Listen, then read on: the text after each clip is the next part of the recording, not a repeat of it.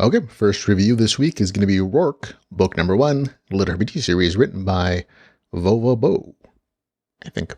I'm sure. I think that's how they said that on the cover art, anyways.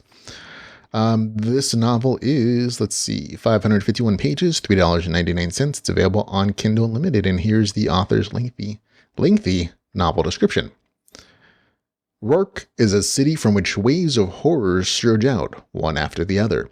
It maims one's sense of reason and devours one's body, and if it ever seems like you're in the clear, get ready and get in position. Watch the skies, look underfoot, creatures can appear from anywhere at all. One is already behind you. Few people risk going out on the street at night, and absolutely no one goes back by the same route on which they came. But you were not likely to survive. Either some mysterious beast will devour you, or you'll lose your mind from the horrors you'll have to endure. Ah, yes, and you'll lose everything you brought with you, and your character, too. Want to try again? Shell out some cash for a new attempt, but you're a dead man walking all the same. Rorkh hears you're praying for mercy, and it could not give a damn. This city will eat you, guts and all, and it won't be anything special. So you still want to risk your life and your sanity for the sake of a fortune and cash and universal respect? Go ahead, noob. Rorkh loves fresh meat. Ark is a mid-level player. He completes the usual simple quests and collects resources during the day. In order to somehow forward the food and a place to live, like all players, he dreams of making big money in the glory of the night hunt, and his fear is stronger than his ambitions. After all, this would mean going out for a night run, where the bet would not only be your character, but also the equipment you brought along, and battling the numerous monsters who crawled at night. That wouldn't be easy either. Rorkh is a game where a bullet in the head means your character is dead, regardless of the level or equipment. So in this game, where your personal skills are the most important thing, Ark, who for the first time has a decent character to work with, has decided to visit one of the top guilds for training, which is going to eat up practically all of his savings. Only thing is that the training includes a few night runs, crawling with monsters, cultists, and mystical beings. One mistake and Ark will lose everything. And then his dreams of big money and glory will remain nothing more than dreams. In order to avoid this, Ark has put together a team of students like himself, and has gone on a night match with experienced players. The newbies have one simple task: cover the guild's main strike force, and a problem arises at the very outset, however. When this main strike force is practically annihilated by a group of monsters, then it's a handful of noobs against hundreds of monsters and a long way to go to reach any safe exit. That is a long, long introduction. I think I've read short stories that are longer. They're shorter. They're longer. Okay, I'm going to say this a little bit differently. Like the novel description it is accurate.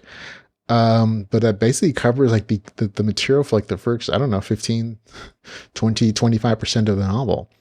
So it's a little wordy. This is a Russian translation story that won an award in Russia, and I can see why. It's not doing as well in the United States, and I think a lot of that has to do with choice of cover art.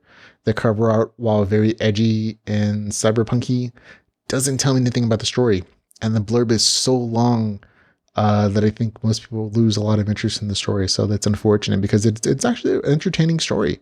The story focuses on an MMO player in a unique game world. The game doesn't let you restart with a fresh character, only one per account, and getting an account is expensive, which creates a real-world marketplace to buy and sell characters. After dark, there are also horror and sanity mechanics to give extra challenges and rewards for hardcore players. And there are some real-life concerns to the main character that add extra pressure to his playing, like making a living as a player. Some bill stuff, and some actual like player guilds in real life who are trying to pressure other characters. So some interesting like combination of real-world stuff, but mostly the story takes place in this MMO game.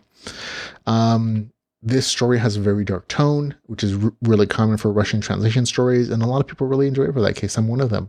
A lot of Russian translation stories just have this like grittiness and this dark tone that I want to say is native to the country, or just like their style of the storytelling.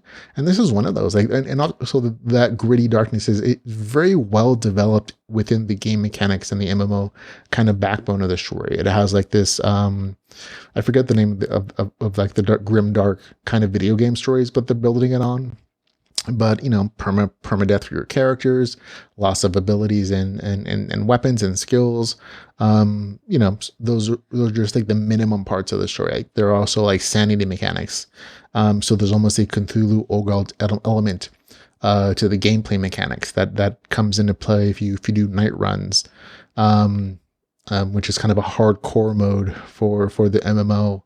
But with extra risk come extra rewards, and some of those sanity elements actually bleed into real life to a degree, because this is a full immersion VR MMO kind of system game.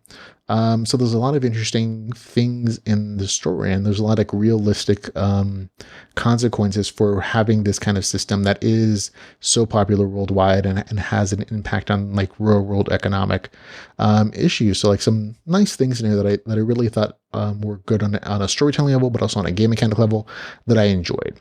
Speaking game mechanics, again, this is a very MMO centric story. So if you don't like full immersion VR MMO kind of stories, okay, sorry, this isn't going to be for you. But if you don't mind that setting, this is one of the more entertaining ones of them. It takes a little bit of a while to kind of get into the story, I think. So if you're just reading the novel sample, it probably takes longer than that 10%. Like, you really don't get into like a good pacing in the story until the main character actually gets his character that he uses for most of the story. The beginning of the story has him getting in trouble and losing his initial character that he has set up, as a way of kind of describing the fundamental game mechanics of the story, the action adventure stuff, the night raid versus sanity elements, and player versus player stuff versus player versus environment kind of things. A lot of it's set up in that first like 15-20% just to kind of flesh out the mechanics of the story and its relationship to the real world and all these other elements.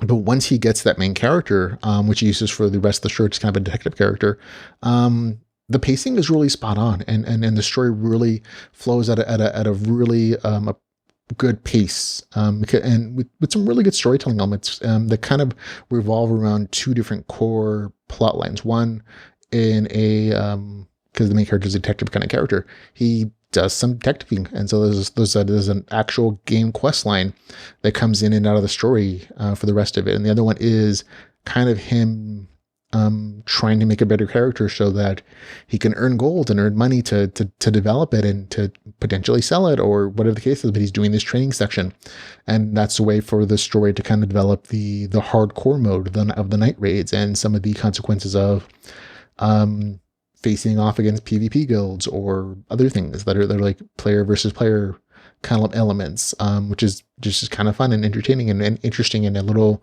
more tension driven. So really good stuff there. But on the game mechanic side of things, you get all your normal stuff in the MMO. You see character sheets, quest notifications, item descriptions, sanity horror elements, which I thought was really well implemented in the story, synergies for characters. I actually thought this was a really interesting aspect of the story. Each character that you get has personality traits. So things like smoking or drinking, or maybe they're super, religious or whatever the case is.